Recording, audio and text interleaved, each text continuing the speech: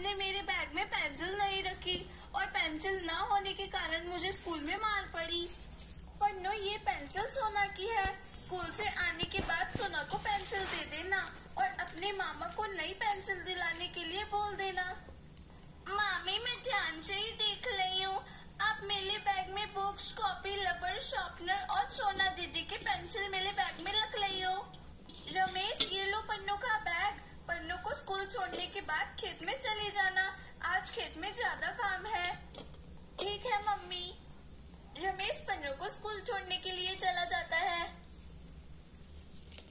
पन्नू बाबू, आप स्कूल में मन लगाकर पढ़ा करो और कोई शरारत मत किया करो। ठीक है रमेश भैया, मैं मन लगाकर पढ़ाई कर लूंगी। पन्नू बाबू, आपका स्कूल आ गया है। पन्नू, ये लो अपना बैग। रमेश जब पन्नू को उसका बैग देता है तभी पन्नू के बैग में से उसकी पेंसिल गिर जाती है। इस बात का पता ना पन्नू को चलता है ना रमेश को। रमेश चला जाता है। पन्नू बैग लेकर अपनी क्लास में चली जाती है। पन्नू अपना बैग अपनी सीट पर रखकर लपर झन्नू की सीट के पास आ जाती है। हेलो लपर झन्नू। हेलो पन्नू, तुम तो अपनी मम्मी के पास गई थी।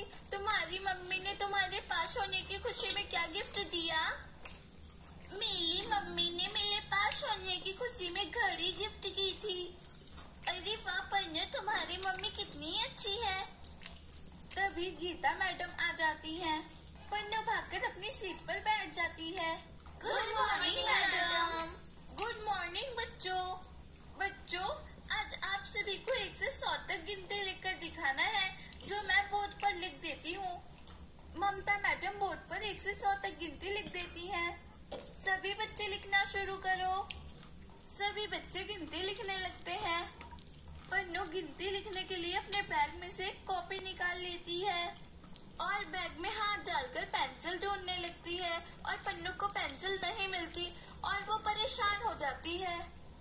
हे भगवान, मामी ने तो मेरे सामने पेंसिल बैग में रखी थी, फिर पेंसिल कहाँ गई?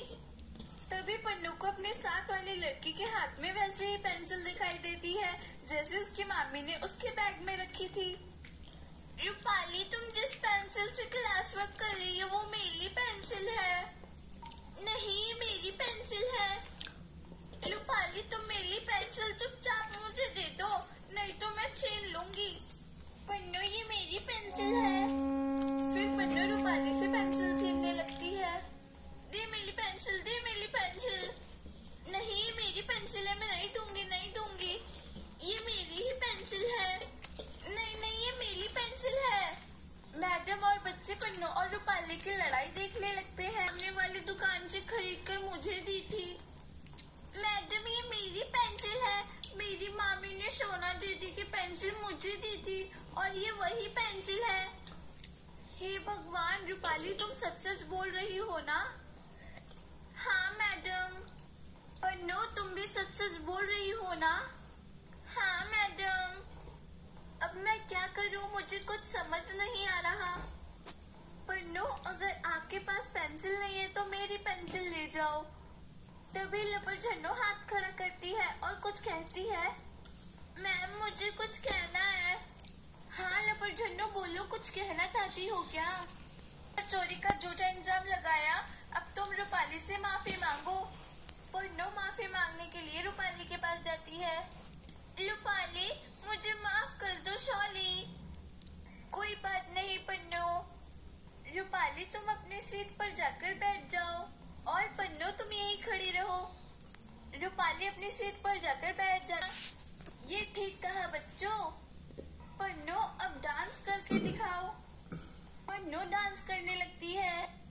ओए ढिंग चिका चिक, ढिंग चिका चिक, ढिंग चिका चिक। ढिंग चिका चिक, पन्नू का डांस एंजॉय कर रहे हैं।